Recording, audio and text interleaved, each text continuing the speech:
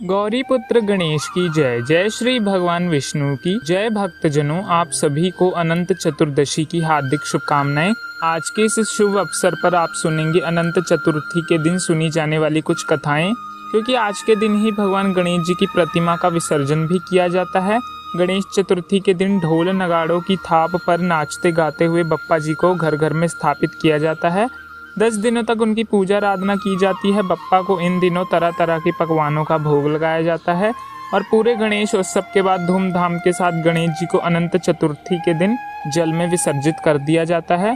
तो क्या आप जानते हैं कि अनंत चतुर्दशी के दिन ही भगवान गणेश की प्रतिमा को जल में विसर्जित क्यों किया जाता है? इसके पीछे एक पौराणिक कथा है, प्रचलित है।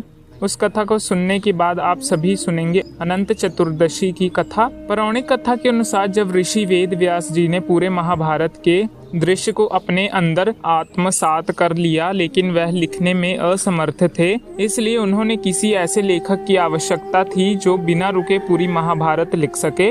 तब उन्होंने श्री ब्रह्मा जी से प्रार्थना की। ब्रह्मा जी ने उन्हें कहा कि गणेश जी वृद्धि के देवता हैं, वह आपकी सहायता अवश्य ही करेंगे। तब उन्होंने गणेश जी से महाभारत लिखने की प्रार्थना की। गणपति बप्पा को लिखने में विशेष दक्षता हासिल है। उन्होंने महाभारत लिखने के लिए स्वीकृति दे कि ऋषि देव व्यास जी ने चतुर्थी के दिन से लगातार 10 दिनों तक महाभारत का पूरा वृतांत गणेश भगवान को सुनाया, जिसे गणेश भगवान ने अक्षरशः लिख 10 दिनों तक लगातार कथा सुनने के बाद जब महाभारत की कथा पूरी हुई और वेद व्यास जी ने अपनी आंखें खोली तो देखा कि गणेश जी के शरीर का तापमान तो बहुत ही अधिक बढ़ गया है।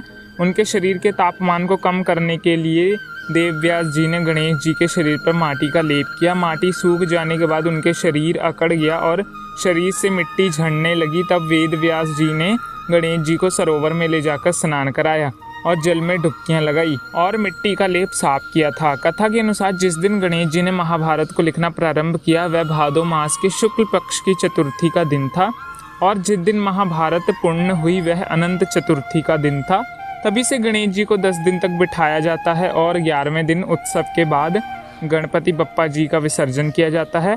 इस दिन अगर विसर्जन करने से पहले गणेश भगवान जी की विधि विधान से पूजा करने के बाद भगवान गणेश जी के कान में अपनी मनोकामनाएं कही जाती हैं तो वह मनोकामना बप्पा की कृपा से अवश्य पूरी हो जाती हैं। तो प्रेम से बोलिए गौरी पुत्र गणेश की जय, अनंत भगवान की जय। प्रिय भक्तजनों, अब सभी भगवान श्री विष्णु के अनंत स्वरूप का स्मरण करते हुए इस कथा का भी रसपान करेंगे। एक बार महाराजा युधिष्ठिर ने राजसो यज्ञ किए और यज्ञ मंडप का निर्माण बहुत ही सुंदर और अद्भुत रूप से किया गया। उस मंडप में जल की जगह स्थल तो स्थल की जगह जल की भ्रांति होती थी। इससे दुर्योधन एक स्थल को देखकर जल कुंड में जा गिरे। द्रौपदी ने ये देखकर उनका उपहास किया और कहा कि अंधे की संतान भी अंधी होती है। इस कटु वचन से दुर्योधन बहुत आहत हुआ और इस अपमान बदला लेने के लिए उन्होंने युधिष्ठिर को द्वित अर्थात जुआ खेलने के लिए बुलाया और छल से जीतकर पांडवों को 12 वर्ष का वनवास दे दिया। वन में रहते रहते पांडवों को अनेकों कष्टों का सामना करना पड़ा। फिर एक दिन वन में भगवान श्री कृष्ण युधिष्ठिर महाराज से मिलने आए। युधिष्ठिर ने उन्हें सब हाल बताया और इस विपदा से बाहर निकलने का मार्ग भी पूछा। इस पर भगवान श्री कृष्ण ने उन्हें अनंत चतुर्दशी का व्रत करने को कहा और कहा कि इस व्रत को करने से आपका खोया हुआ राज्य भी आपको वापस मिल जाएगा। मधुसूदन भगवान ने कहा, हे धर्मराज, आपको अनंत भगवान को प्रसन्न करने के लिए अनंत चतुर्दशी का व्रत विधि विधान से करना चाहिए। इस व्रत के प्रभाव से आपके सभी पाप नष्ट होंगे और आपकी सभी मनोकामनाएं पूर्ण होंगी। ये व्रत करने से सभी जगहों में विजय प्राप्त होती है। इसके बाद भगवान श्री मधुसूदन कहने लगे, धर्मराज, अब आगे इसकी कथा भी सुनिए। सतयुग में सुमत नाम के एक ब्राह्मण थे जिन्होंने वशिष्ठ गोत्र की सुंदर कन्या दीक्षा से विवाह किया था। सुमंत मुनि और दीक्षा की सुशीला नाम की कन्या हुई, लेकिन दुर्भाग्यवश कुछ ही समय के बाद दीक्षा को बहुत तेज बुखार हुआ जिसकी वजह से उनकी मृत्यु हो गई। वह नवजात कन्या बिना मां की हो गई। तब उन्होंने नन्ही सी कन्या के पालन पोषण के लिए सुमंत ने कक्रशा नाम की स्त्री से पुनर्विवाह कर लिया। लेकिन भाग्य का खेला देखिए, कृषा को सुशीला बिल्कुल भी प्रिय नहीं थी। सुशीला भी अपनी माँ के सौतेले व्यवहार से बहुत दुखी होती थी, लेकिन वह असहाय थी। उसकी सौतेली माँ उस पर बहुत अत्याचार करती थी। जैसे जैसे सुशीला बड़ी होने लगी, ब्राह्मण सुमत को अपनी पुत्री के विवाह की चिंता सताने लगी। उन्होंने वेदों के ज्ञाता श्रेष्ठ मुनि ऋषि कंडे से अपनी पुत्री के विवाह का प्रस्ताव रखा और कहा उनकी गुणवती कन्या से विवाह कर लें। ऋषि कौंडिनी ने उनकी विनती स्वीकार कर ली और सुशीला से विवाह कर लिया। सुशीला की माता कर्कशा इस पर खुश नहीं हुई और उसने सुमत मुनि के कहने पर सुशीला को साथ ले जाने के लिए कुछ भी नहीं दिया। अब दुखी सुशीला विवाह के बाद अपने पति के साथ विदा हो गई। ऋषि के आश्रम जाते समय बीच मार्ग में उन्हें यमुना नदी के तट पर कई स्त्रियां पूजा करते हुए दिखाई दी। सुशीला ने उनसे इस बारे में पूछा, तब महिलाओं ने बताया कि वह अनंत चतुर्दशी का व्रत कर रही हैं। ये बहुत ही पुण्य फलदायी व्रत है और इसके प्रभाव से वैभव की प्राप्ति होती है। ये सुनकर सुशीला ने भी इस व्रत का संकल्प लिया और विधि पूर्वक पूजा करके अनंत सूत्र को धारण किया।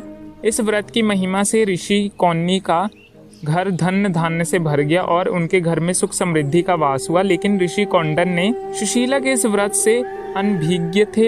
एक अनंत चतुर्थी पर सुशीला ने पूरी श्रद्धा से पूजा करके अनंत सूत्र धारण किया, लेकिन ऋषि कौंडन को ऐसा प्रतीत हुआ कि सुशीला उन पर किसी तरीके का जादू टोना कर रही है।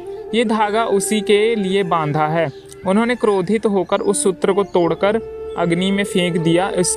इस कृत्य से अनंत भगवान रुष्ट हो गए। इसके बाद ऋषि कौंडन का सारा वैभव और सुख धीरे धीरे नष्ट हो गया। इसलिए विचलित होकर उन्होंने अपनी पत्नी सुशीला से इसका कारण जानना चाहा। तब सुशीला ने उनकी गलती से अवगत कराया। अपनी गलती को जानकर ऋषि कौंडे ने वन की ओर निकल पड़े। वहां मार्ग में उन्होंने एक आम का वृक्ष, गायें, बैल, पुष्कर, एक हाथी और एक गधा मिला। इन सभी से कौंडन मुनि ने पूछा कि क्या उन्होंने भगवान अनंत मिले। सबने एक एक करके मना कर दिया। तब ऋषि कौंडिनी ने हताश होकर अपने प्राण त्यागने का निर्णय लिया, जैसे कि कौनी मुनि अपने प्राण त्यागने वाले थे। भगवान अनंत उसके समक्ष प्रकट हुए और आखिरकार कौंडन मुनि को भगवान ने ब्रह्मांड स्वरूप के दर्शन हुए।